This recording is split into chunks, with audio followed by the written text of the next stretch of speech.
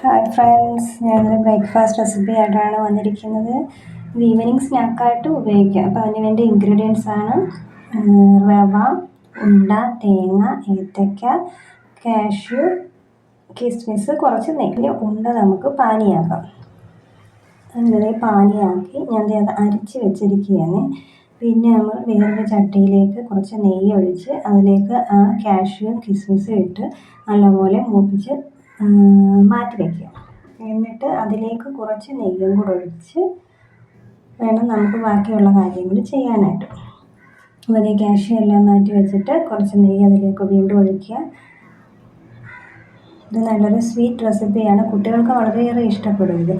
എന്നിട്ട് അതിലേക്ക് ആ നെയ്ക്കകത്തോട്ട് ആ അരിഞ്ഞ് വെച്ച ഏത്തക്ക ഇട്ട് വഴറ്റുക. അത് നല്ലപോലെ വഴണ്ട് വരുമ്പോൾ അതിലേക്ക് തേങ്ങ ഇട്ട് തേങ്ങയും ആ ഏത്തക്കായും കൂടെ നല്ലപോലെ ഒന്ന് മിക്സ് ആക്കുക. നല്ലപോലെ ഒന്ന് കുഴച്ച ശേഷം കുറച്ച് നേരമായിട്ടൊന്ന് നല്ലപോലെ ഒന്ന് ചിക്കി തോർത്തി എടുക്കുക. എന്നിട്ട് അതിലേക്ക് ആ റവ ഇട്ട് കൊടുക്കണം.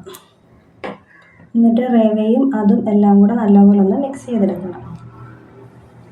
നല്ലപോലെ അത് എല്ലാം കൂടെ ഒന്ന് നല്ലപോലെ മിക്സ് ചെയ്ത് കുറച്ച് ഉപ്പും കൂടി അതിലിടണേ.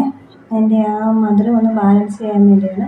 പിന്നെ നമ്മൾ ആ വറുത്ത് മാറ്റി വെച്ച കാഷ്യൂം കിസ്മിസും കൂടെ അതിലേക്ക് ഇട്ട് ഒന്നുകൂടെ ഒന്ന് നല്ലപോലെ ഇളക്കിയ ശേഷം നമ്മൾ മാറ്റി വെച്ചിരുന്ന ആ ഉണ്ട പാനിയാക്കിയത് ഇതിലേക്ക് കുറേശ്ശെയായിട്ട് ഒഴിച്ച് നല്ലപോലെ ഇളക്കി അത് നനച്ച് കുഴച്ച് നമുക്ക് ഉണ്ട പോലെ പിടിക്കാൻ ബോൾസ് ആക്കാൻ പരുവത്തിനാക്കുന്ന പരുവത്തിൽ കുറേശ്ശെ ഒഴിച്ച് അത് ഇളക്കി യോജിപ്പിച്ചെടുക്കണം. എന്നിട്ട് കുറച്ച് നേരം തണുക്കാൻ വയ്ക്കുക. എന്നിട്ട് ചെറു ചൂടോടെ അത് ചെറിയ ബോൾസ് പോലെ ആക്കുക.